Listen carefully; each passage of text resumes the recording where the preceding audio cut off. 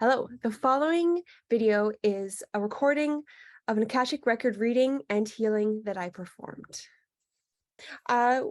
Is there anything specific you want to start with, or do you want to start with just what you want to see right now?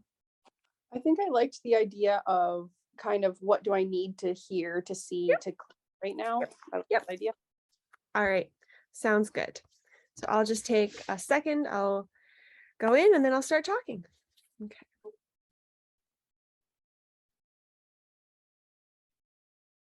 Okay, so a green book came down, and then I'm going to go into that life.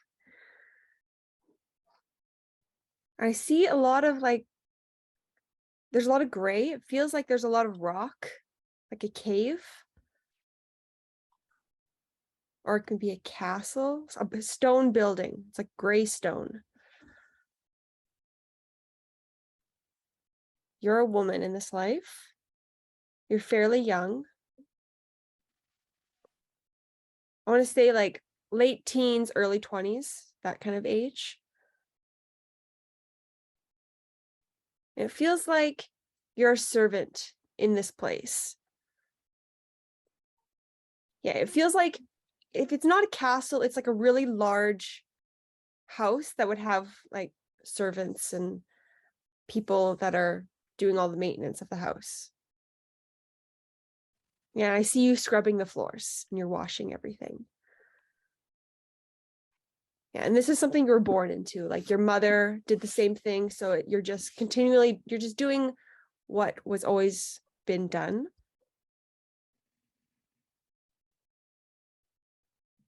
Okay, so how does that relate to your life now?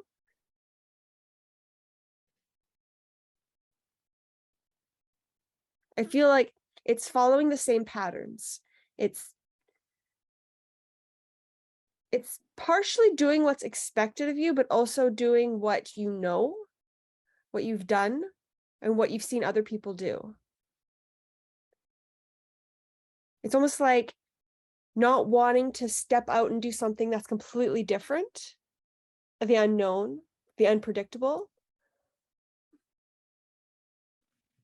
But there's the wanting, there's the dreaming, but the actual doing is the problem. It's the fear of stepping out.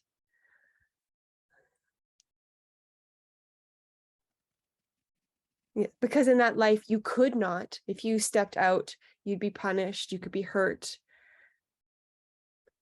So that kind of fear, that pull, that tug to keep you back is stopping you from truly doing what you want to do and having that fear and that voice in your head. Okay, so I'm going to take a second. I'm going to do some healing on that life.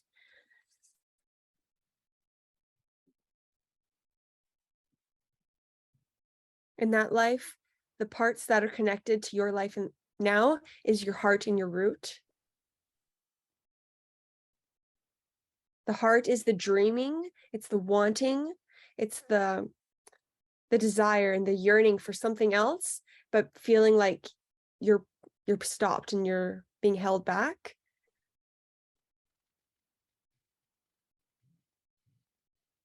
And the root has to do with safety and security.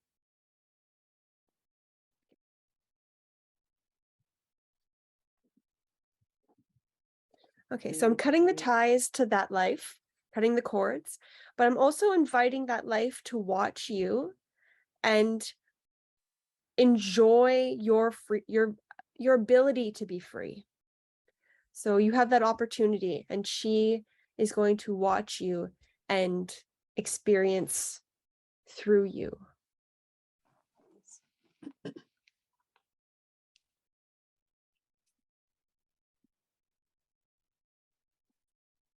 Okay, so I'll go back to your room and let me see if I'll just do a scan on you now and see if there's any lives that are stuck to you that we can address.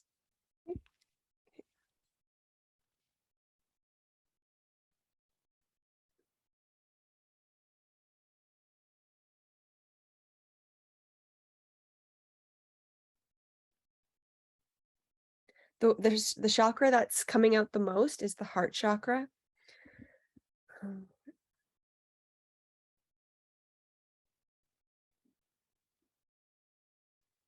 Yeah, the life that comes first is a life where you're little. Let me see, I feel like a 5 or 6 year old.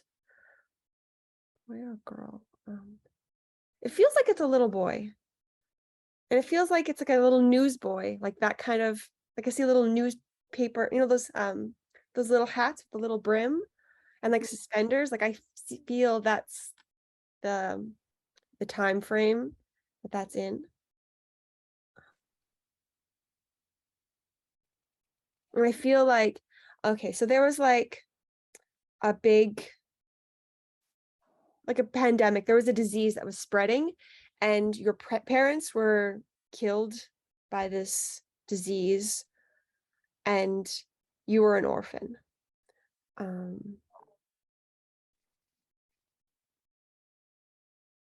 Like I see you standing outside of a brick building, and you're trying to sell things, you're trying to make money because you don't have anyone looking after you.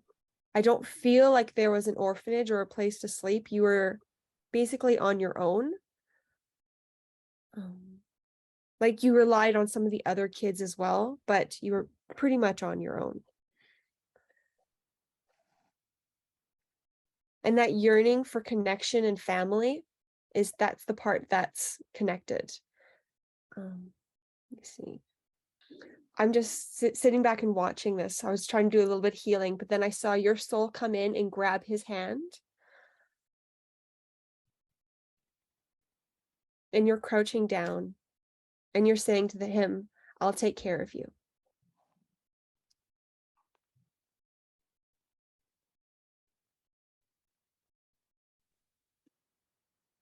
And he gets a little excited. He's not as sad anymore. He's just like so excited to have somebody take off the burden, take off all the weight.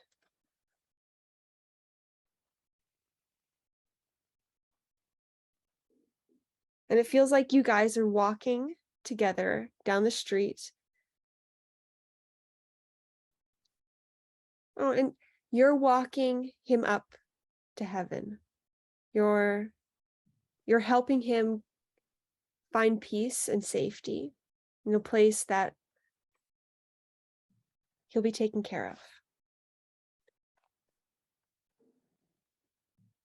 So then when you're up in the heaven, the place of light, I see you guys blending together and becoming one again. And then I see you coming back.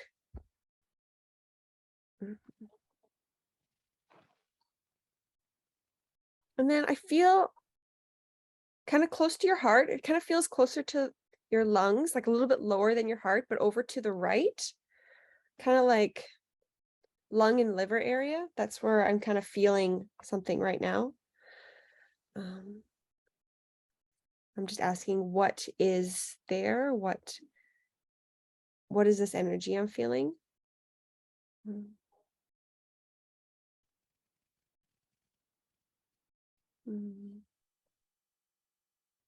I keep hearing the word stand.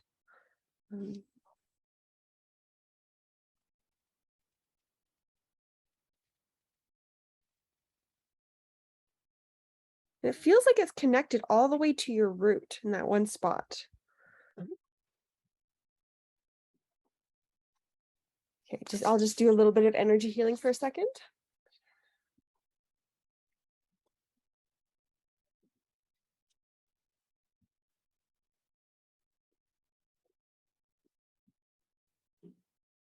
Okay, so the big line, I can see where that comes from. In a past life, you were injured. It doesn't feel like a battle, but it feels like a fight. Is it a fight? Because I can see you being cut from like your rib area down the side to like almost your hip. And it feels like it's an animal claw, but I think it's Like that was the knife. Like it was like an animal claw that was attached to a stick or something, and that was the knife that cut you. That's what I was getting. Because it felt like it was a human, but I kept seeing this like animal claw. So I think that's what it was.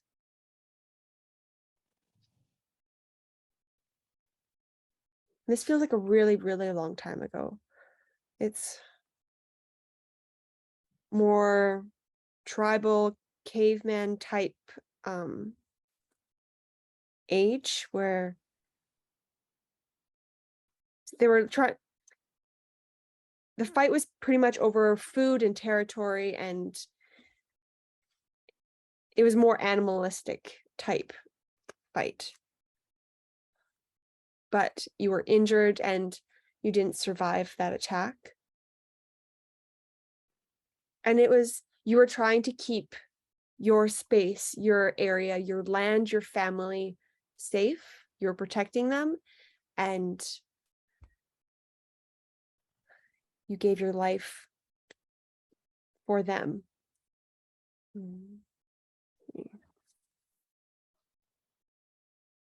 And how it connects to your life now. It's your instinct to put everyone else first, to protect, to take care of, to put everyone else's needs above your own.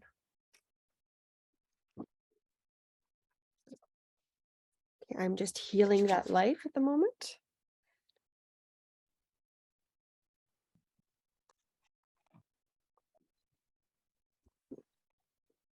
Okay, I'll go more to the root.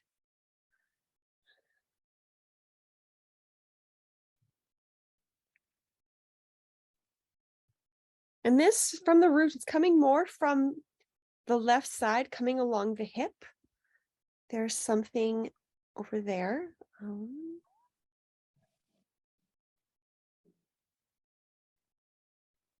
Oh, I've never seen this before. It's from a past life. You were wearing like those really big, like cage skirts that sat on the hip and that dug into your hip and was causing sores, and you had wounds there.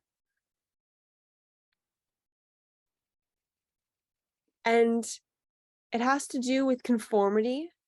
It has to do with not being able to be different, not being able to stand out, not being able to do what you want to do. It's having to do what society and your parents and everyone tells you to do. And you feel caged. It's like it's a trap. You're in a jail, this that walks around with you and just is reminding you constantly of what you're supposed to be and what you're allowed to be, and the pain that it physically causes you. Okay. And the reason behind that is very similar to your heart, where from the past life we went to, where being able to be exactly who you want to be and not what everyone else expects you to be.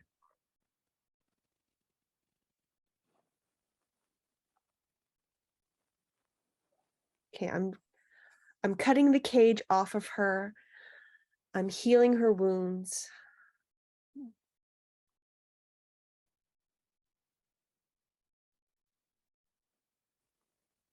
Okay.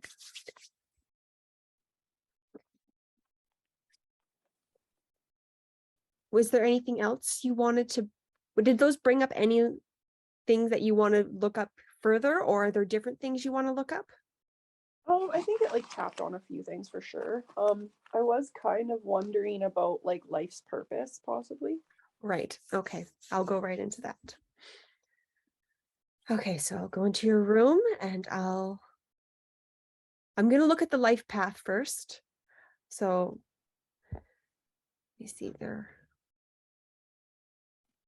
Okay, so your life, the path is like a cylinder, it's a cone, and it's kind of like a tornado, but it's an upside down tornado. It's kind of like a Christmas tree, it gets smaller and smaller and spins and gets closer and closer and closer to the top.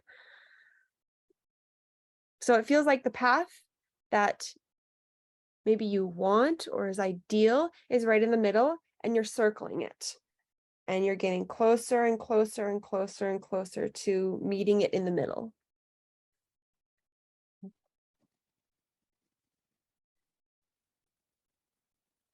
Okay, and I kind of asked where you are in this path. So we have let's say if it's this big, you're like right about here. And part of the free will is that you have the choice to make it go as quickly as slowly as you choose. So don't let where you are deter or decide how you're going to do things. It's because you can accelerate really fast or you can go super slow. So the choices that you make and the decisions that you make will affect all of that. Okay. Now I'll go into your life purpose.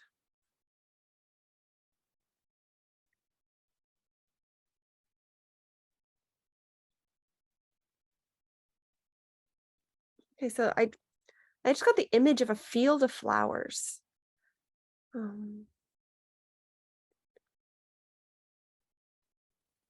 It feels like making the world beautiful, like making, you see, I'm just going to look a little further. 1 second.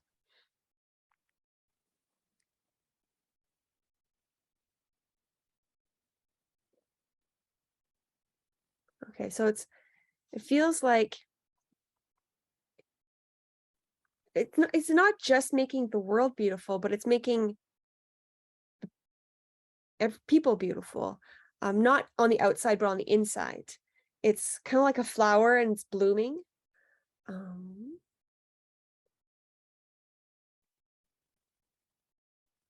Yeah, okay, so I see you in a field and there's all these flowers which represent people and animals, all beings, and you're touching the flowers, and as you're touching them, they're blooming. And then you're just going around and touching all the flowers.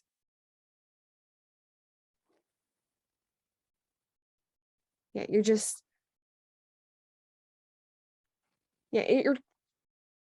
you're turning them on. You're accelerating them. You're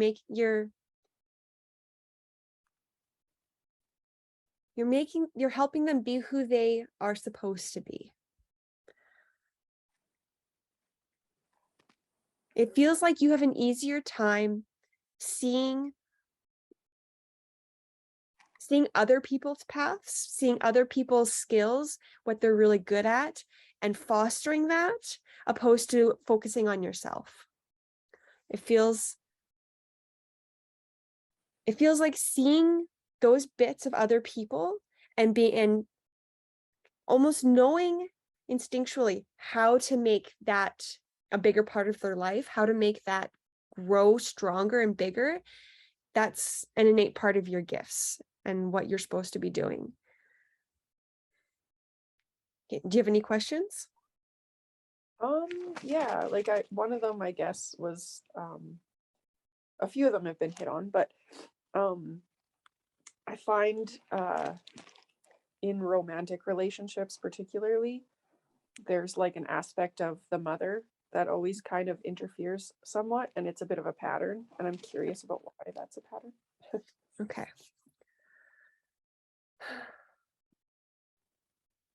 Okay, it has more to do with putting other people before yourself and wanting more for the best. You want more for them than you want yourself. So you want the best for them, and you'll put yourself on a much lower level in order for them to get what they need, which is very much a mothering kind of quality. And it seems to be that it's, see, how many lives have you done this? So you've done this for many lives, but it hasn't been a negative effect for all of them. Like I can see some of them where putting other people first is what everyone does. So everyone puts everybody else first. So it all equals out and it all is harmonious. Let me see. But then there's other lives where, like, I see you just being ragged and torn and worn down because of it. Let me see, what lesson needs to be learned from this? Okay, it's pretty much, it's happened with many lives because you haven't learned the lesson of it. And they keep doing, your soul keeps choosing to do it to different ways in order to see if the new way will be the correct way for you to learn the lesson.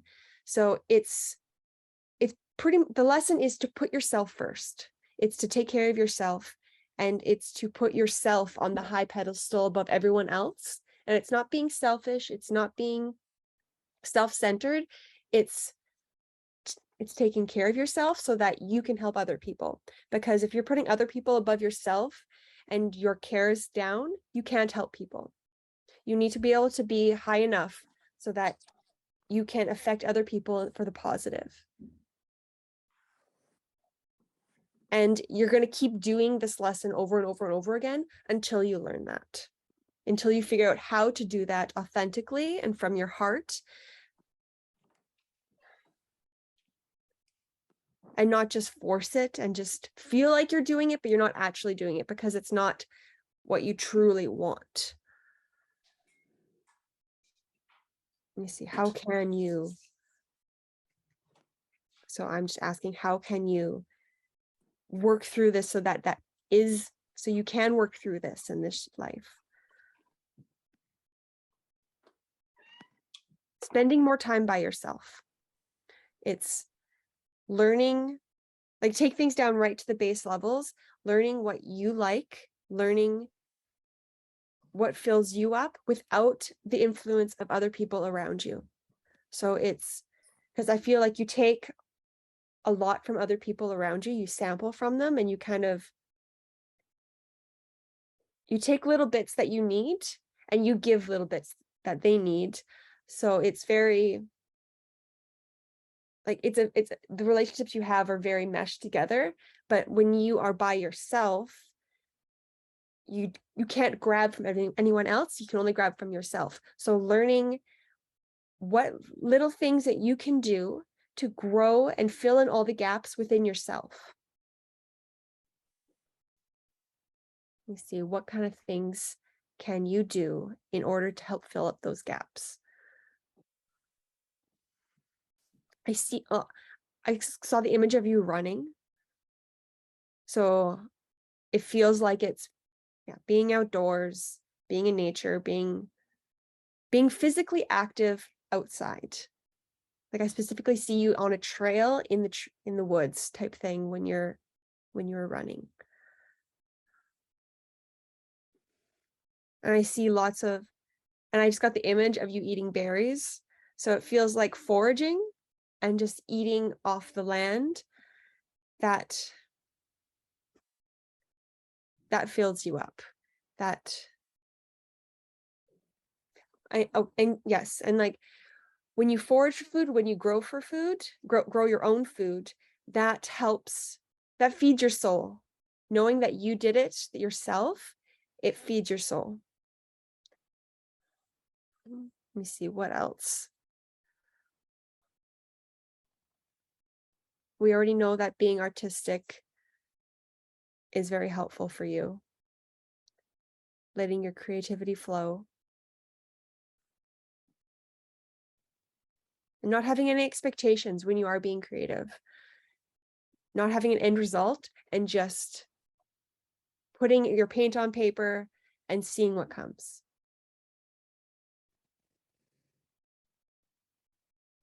Let me see.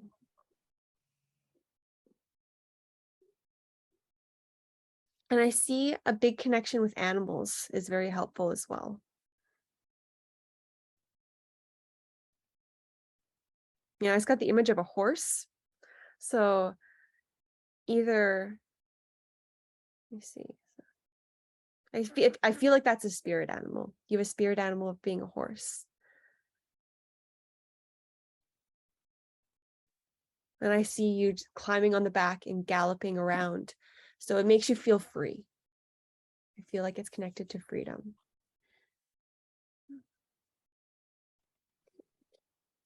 Do you have any questions on that or any further questions? Well, the animal thing was interesting because one of my questions was if there was, my little dog Bear from when I was a kid. I was curious if there's some like if he's like part of something because he's came and like protected me before in like dreams and things, and I'm curious about him. When you said that, I got a shiver all over. So yes, that's a definite yes.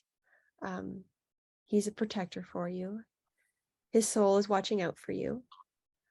Let me see.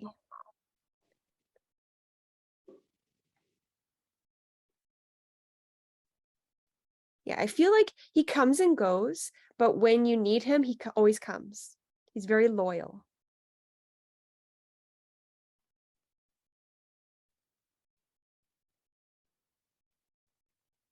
Yeah, and he when I'm looking at him, he seems very loving, but then also like I kind of looked at him, he kind of gave me a snarl. He's like, "Are you being nice?" Like, yeah, he's very protective.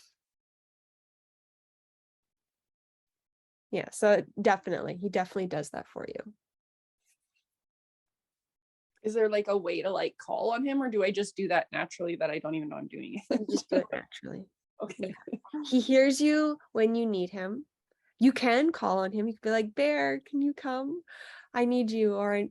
But when push comes to shove, when your soul needs him, it calls without you even knowing. Right. But you can definitely just think about him or say in your head or out loud that you want him close and he'll come. And then is there anything on like say my dad's side or my mom's side that needs dealing with, like family line? Okay.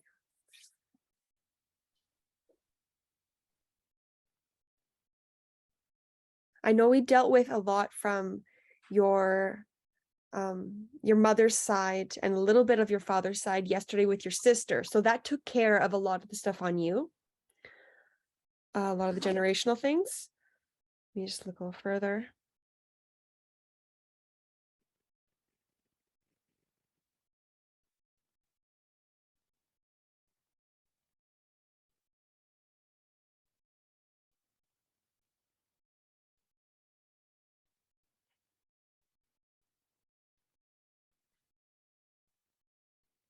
Yeah, I feel like on your dad's side, there's like a lot of codependency. Let me see.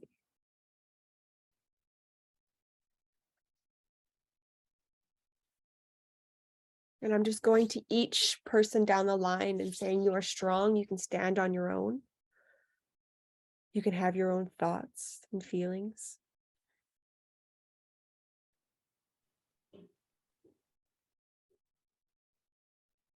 Okay, so I'm just sending light down and it's rippling out.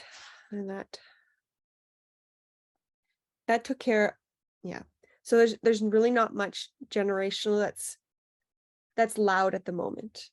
It doesn't mean that more can come up as you work through things, as you go through the layers. But at the moment, that feels really good. Like the energy is flowing quite well. And there's something with your knees. Let me just see. Okay, so in a past life, you were hit in the knees with like a stick or like a pipe or a stick or a long weapon that was very long, straight weapon, and you were hit in the knees. It was for, so you were standing up and they hit your knees and get you to bow down in order to like submit. And that's another reason, one of the things that's holding you back. You've all these lives where when you spoke up, when you were being yourself, you were prosecuted, you were injured, or you were killed because of it. I'm just going to release that.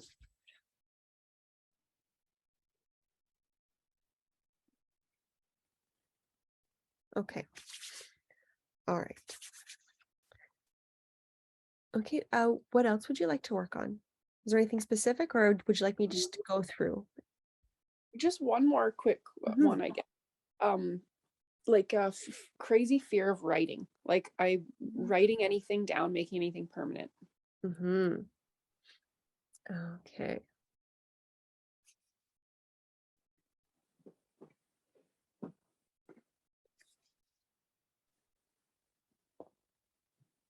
Okay, so I got the image of you chiseling on stone, like stone tablets, or is it stone walls?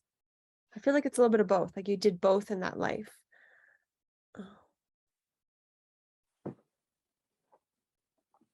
And it feels like an Egyptian type life.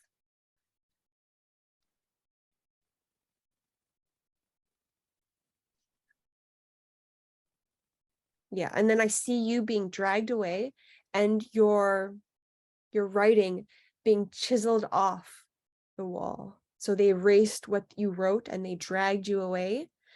And it was basically, they made everything that you did disappear. So all the words you said, they disappeared. They made you disappear. They made it almost like your life didn't exist.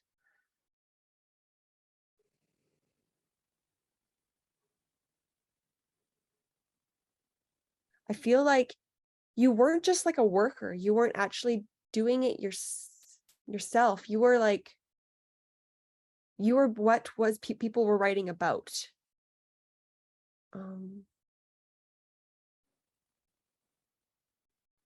Like you were, okay.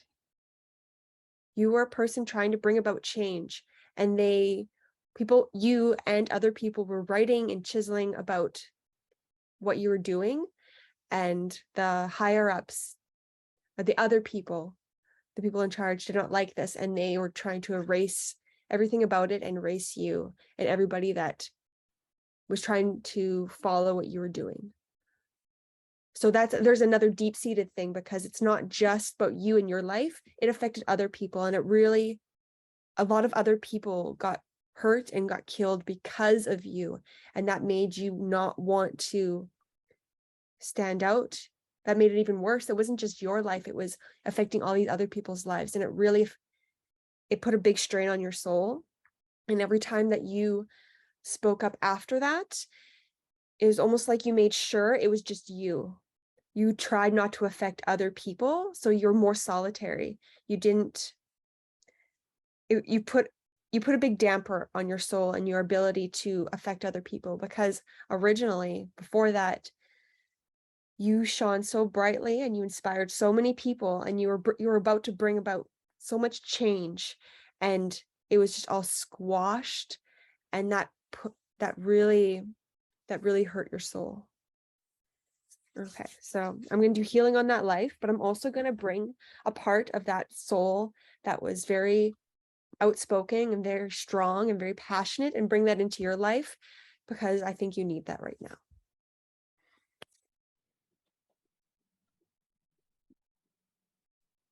Okay, so I'm bringing you and your past life together. And then I see both of you you're putting your arms like this onto each other. And then I can see it's coming from your hearts. So you're hugging, you're getting closer and closer, and your hearts are glowing and they're getting bigger and bigger. And then as the glow touches, you're melding together and it gets closer and closer. And the orbs that are around you, that are your heart chakras, are expanding and encompassing both of you. And the orbs are going up and they're melding into one. And then I see the orb come back into your hearts. And when that happens, the old life has become you, and you're all together as one, and they're living inside your heart chakra. But then I see it radiating out, and it's radiating into all of your body. So they are everywhere within you, but I feel that they're setting up shop in your heart. They want to be They're going to help you the most with your heart. You can call upon their strength whenever you need it. And we're going to remind that life and this life that being strong and speaking up and being a strong voice is not going to hurt, and it's not going to kill the people around you. Everyone that hears it, nothing bad is going to happen to them. So just keep reminding that life that you are free to speak up. Nothing can hold you back now.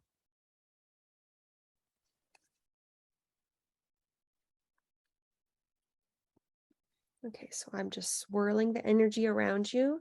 I'm bringing in the energy from the earth and I'm pulling it into you.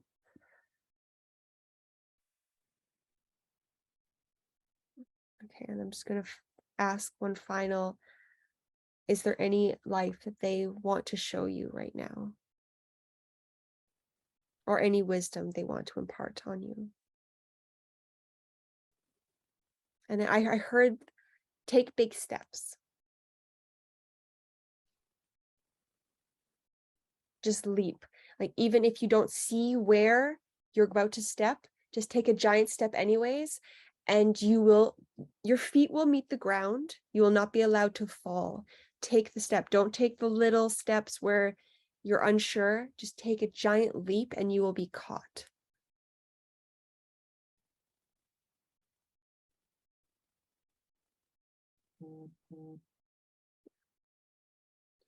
And then the life that they're showing me, I see you're flying. It feels like you're a bird. You're very free and you're flying around. I see you going around the mountains. It feels like you're a hawk or an eagle, something along those lines. Like, you have no fear. You're at the top of the food chain. You have no fear of being injured or eaten. You are just living free.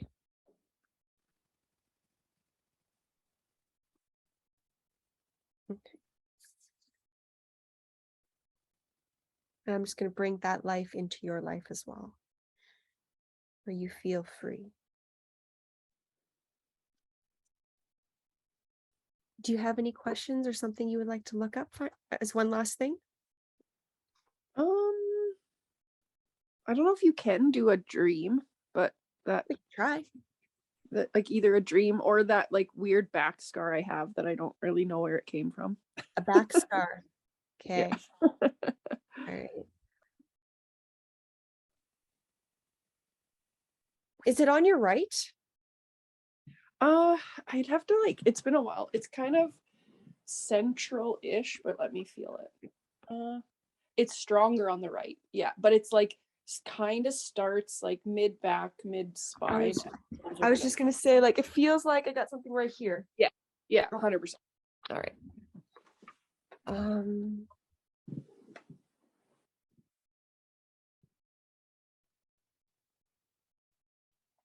Yeah, it feels like what I'm seeing is like I'm getting like something like almost like carving into you.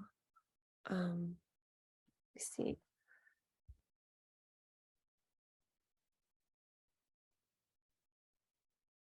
Like, and I feel that it was very painful, but you don't seem scared.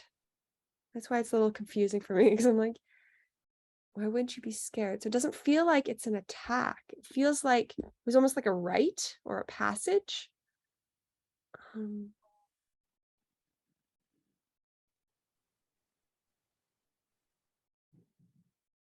It felt like it was something that needed to get done in order to have your place in society or your place in the world. It feels like you were a man or a boy, a teenager when this was happening.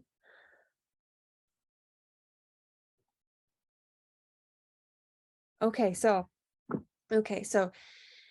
it feels like it was kind of like more of a tribal kind of time, and you had to hunt something in order to get to be a man, pretty much. And during this hunt, you were injured by the animal. It feels like it was like a boar or something like that. Like see like a tusk or like a horn. It could be something else, but I just see that horn type thing. And it gouged you, and it didn't kill you. You fought it off. You killed it. You won, but you had this big scar, but it was a joyous battle scar. It was something to be celebrated. It wasn't something it wasn't a punishment. It wasn't somebody fighting you. It was an exciting thing to happen. And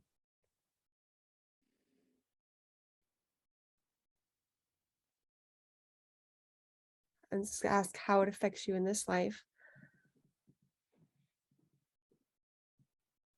It's basically a symbol of your strength. You can overcome this. You can live through a lot of pain and suffering, and you survive. It's a survival scar. It's a reminder that you're strong. Interesting. That's why it's with you. It's to remind you in this life that you're strong. Yeah, it's kind of like a crown. You wear it with pride. Your soul is very proud of this scar. That's really funny, because if I think back to when it was the strongest and most, I guess, obvious and red and, you know, terrible looking, was junior high. And I remember for a presentation thing we had, or a grade 9 grad or something, choosing a backless dress. And it was like, I think back now and I'm like, why would you pick a backless dress when you were going up on stage in front of everyone and you have this massive red, terrible looking scar on your back? That's like, hilarious. Yeah, you're like, your soul's like, yeah, look at this. Yeah. That's awesome. I love that. That's so funny. That's so cool. That's exciting. So thank you so much for letting me do this reading for you. It was so wonderful. If you need anything, you just let me know, okay? Perfect. Thanks, Anne.